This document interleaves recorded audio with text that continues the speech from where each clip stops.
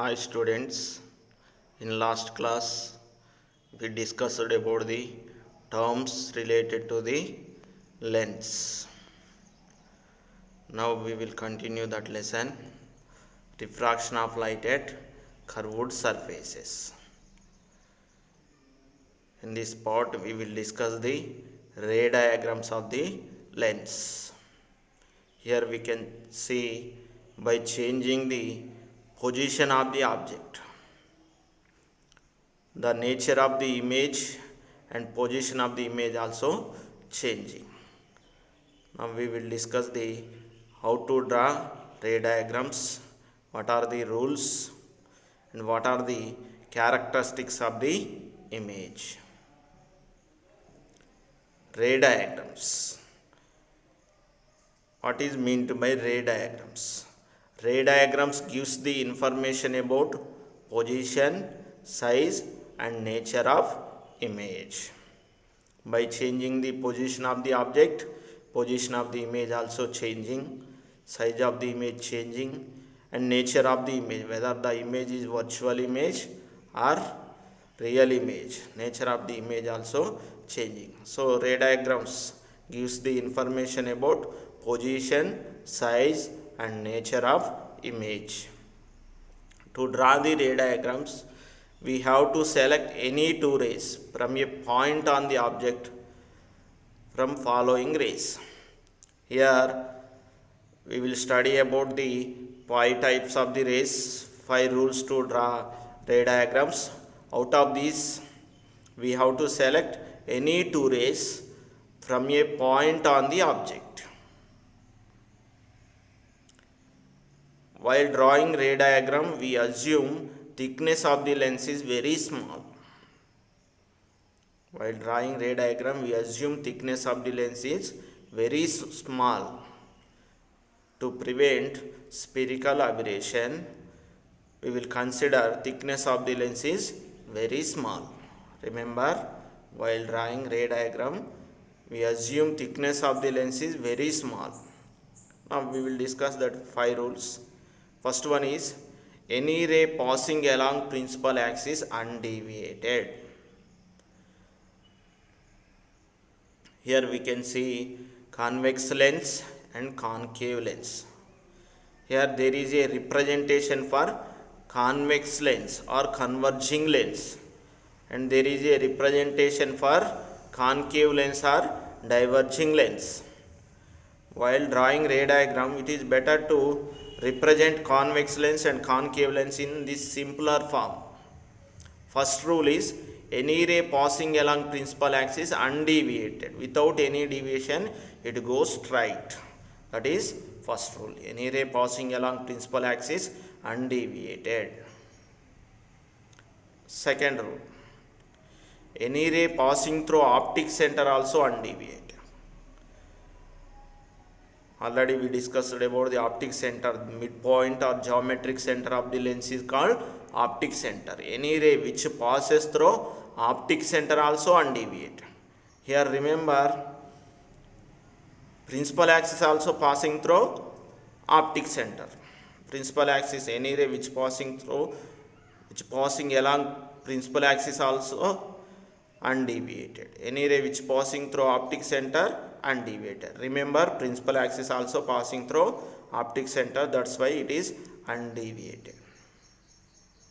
Third rule, any ray passing parallel to the principal axis after refraction passing through the focus or appear to produce from focus. Any ray passing parallel to principal axis. Here we can see a ray which is passing parallel to the principal axis. After refraction, if it is convex lens, the refracted ray passing through focus. If it is concave lens, the refracted ray appear to produce from focus. Already we discussed convex lens is called converging lens. All the refracted rays passing through focus. And concave lens is called diverging lens. All the refracted rays appear to diverge from focus. This is third rule. Fourth rule is the converse to the third rule. Any ray traveling through focal point or traveling in the direction of focal point after refraction become parallel to the principal axis. After refraction become parallel to principal axis. Here we can see a ray passing through focal point in case of convex lens and a ray passing in the direction of focal point in case of concave lens. After refraction they will become parallel to principal axis. Fifth one, when a parallel ray is making an angle with principal axis, converge or appear to diverge from a point on the focal plane.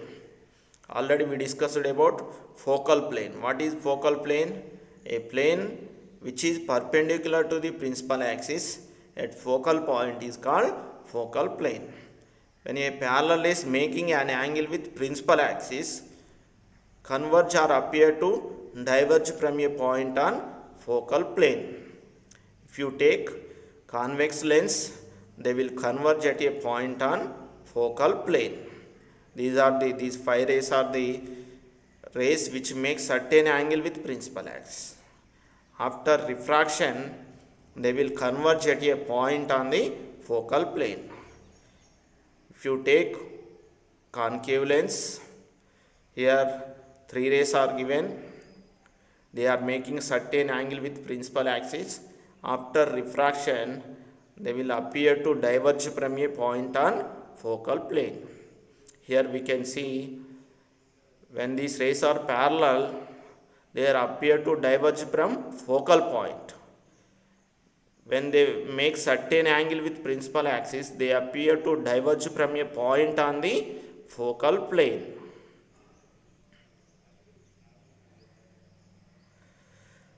Now we will discuss ray diagrams for convex lens. First one, object placed at infinity. These are similar to the ray diagrams for concave mirror. Here also we will discuss the 6 ray diagrams. First one is object placed at infinity. When object placed at infinity, all the rays are parallel to the principal axis. When parallel rays falls on a convex lens, after refraction they will converge at focus. So real, invert and point size are diminished image formed at focus. It forms real, invert, point size are highly diminished image formed at f1. Where we use this arrangement? This arrangement is used in burning glass. You know, sun is at infinity distance. Sun rays are parallel to the principal axis. If you use burning glass, sun rays are parallel to the principal axis of this burning glass. After refraction, they will converge at focus. If you place a paper at focus, we can burn the paper. Object placed beyond C2. Object placed beyond C2. This is second ray diagram. Here we can see already we discussed 5 rules. First rule, any ray which travel parallel to the principal axis. That is third rule. Any ray which travel parallel to the principal axis, after refraction it passes through focus. And second one is second rule, any ray which passes through optic center undeviated.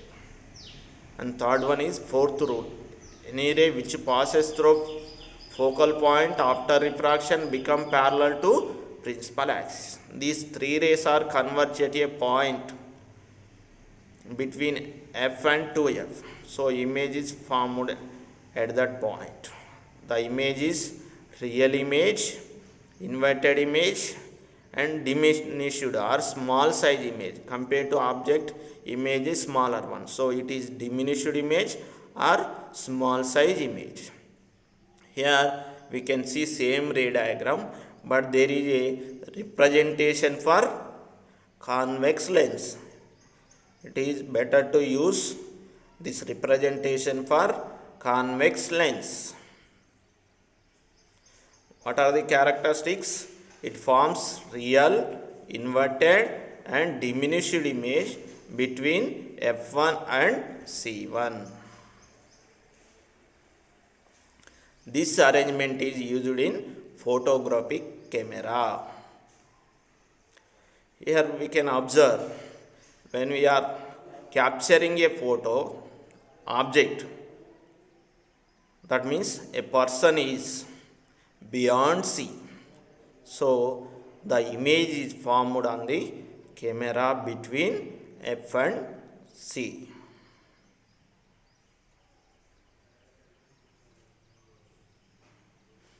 Now third ray diagram, object placed at C2. Here we can see object is placed at C2. According to third rule, any ray which passes parallel to the principal axis after refraction passing through focal point. And fourth rule, any ray which passes through focal point after refraction, it will become parallel to principal axis. We can use second rule also, any ray which passes through optic center undeviated. So all the rays are converged at a point. They will form image at 2f. If you observe the image, the size of the object and the size of the image are same. So it is same size image. Real, inverted and same size image formed at C1. When the object is placed at C2, image is formed at C1. Where we use this arrangement? This arrangement is used as a erecting lens in terrestrial telescope. In terrestrial telescope, it forms inverted image. So to get erect image, we use this arrangement as a erecting lens.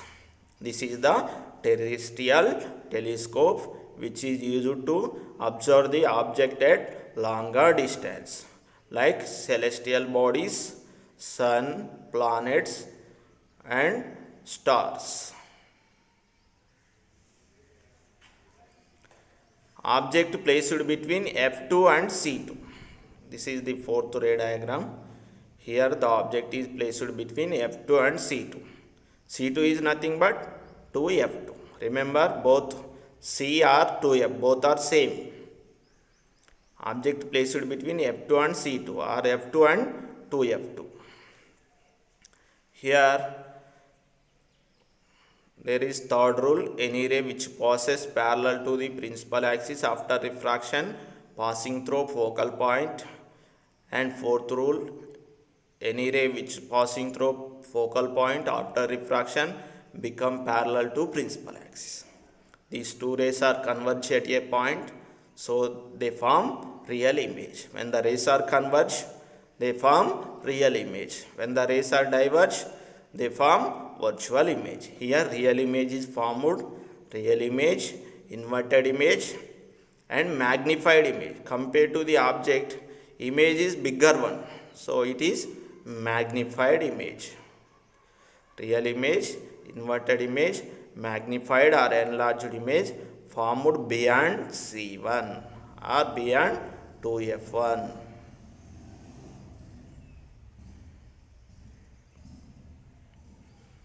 Object placed at F2. This is fifth ray diagram. Here the object is placed at F2. According to third rule, any ray which passes parallel to the principal axis after refraction, it passes through focal point. And any ray, second rule is any ray which passes through optic center undeviated. These two rays are appear like a parallel rays. Imagine they will converge at infinity. So real image, inverted image, highly diminished image, highly magnified image, not diminished image, highly magnified image formed at infinity. Remember, real image, inverted image and highly magnified image formed at infinity. These characteristics are not given in textbook.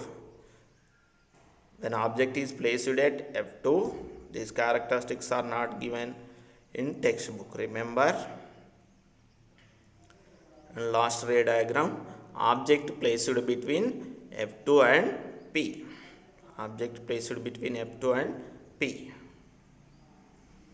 Here object is smaller one placed between F and P is nothing but optic center. Here any ray which travel parallel to principal axis after refraction passing through focal point, and any ray which passes through optic center undeviated.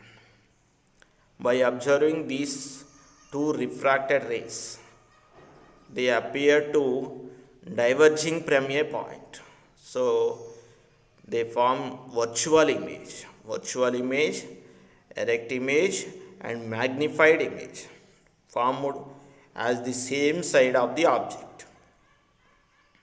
What are the characteristics?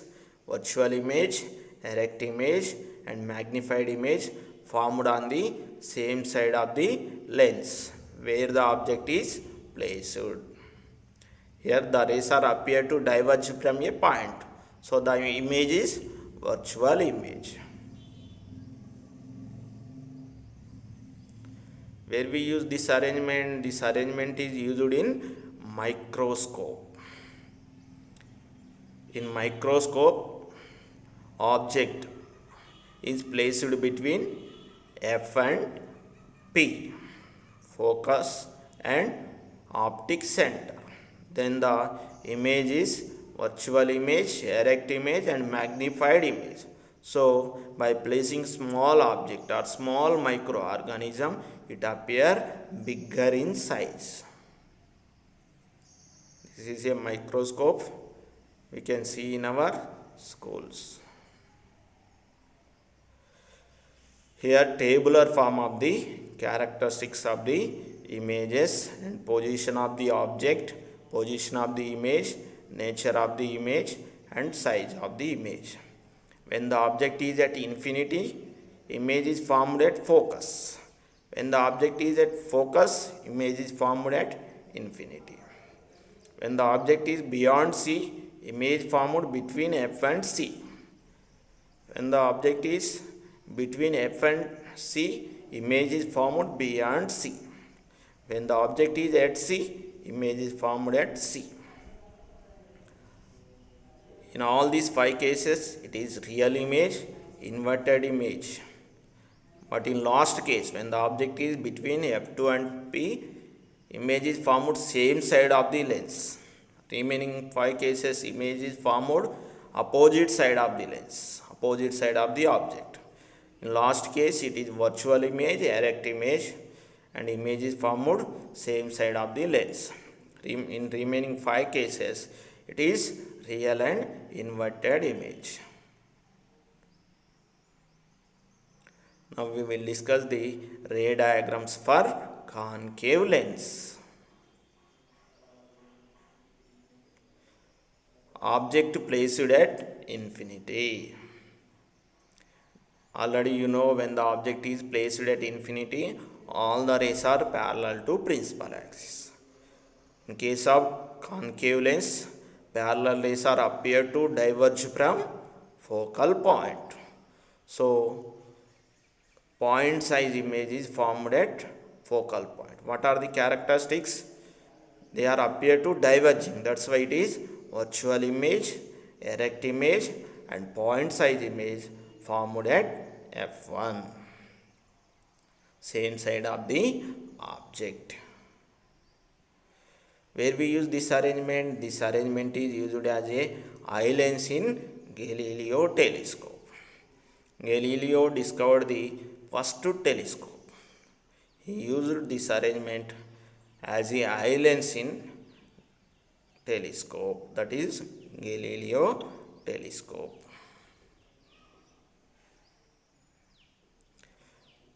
Object placed between P and infinity. You can place the object anywhere between P and infinity. You will get same characteristics of the image, also called as other than infinity. Here you can place the object anywhere between P and infinity. So any ray which should travel parallel to the principal axis, after refraction it appear to diverge from focal point, and any ray which passing through optic center and deviate. These two rays are appear to diverge from a point. So virtual image, A dash B dash is the virtual image, erect image and diminished image. Here also we can see in this diagram we use short representation for the concave lens. It is better to use this representation while drawing ray diagrams. Here y is the object and y dash is the image. What are the characteristics? Virtual, erect and diminished image. Remember, concave lens always form virtual, erect and diminished image. Where we use this arrangement? This arrangement is used to correct myopia. Myopia is a eye defect. To correct myopia, we will use this arrangement. Here we can see tabular form of the ray diagrams for concave lens. When the object is at infinity, it forms image at F. When the object is between infinity and O or other than infinity, it forms image between F and O. Always the image is virtual, erect. When the object is infinity, it is point size or highly diminished image. When the object is other than infinity, it is diminished image. These are the ray diagrams for convex lens and concave lens. Remember, if you compare these ray diagrams with mirrors, spherical mirrors, the ray diagrams for convex lens are similar to the ray diagrams for concave mirror, and ray diagrams for concave lens are similar to the ray diagram for convex mirror. All of you practice these ray diagrams, prepare notes, you prepare well. Here we can observe the ray diagrams for convex lens by changing the position of the object, how the image is changed, how its position is changing, and how its characteristics are changing. We can observe clearly when the object is placed beyond 2f, at 2f, between 2f and f, and at f between f and p. How its characteristics are changing, we can observe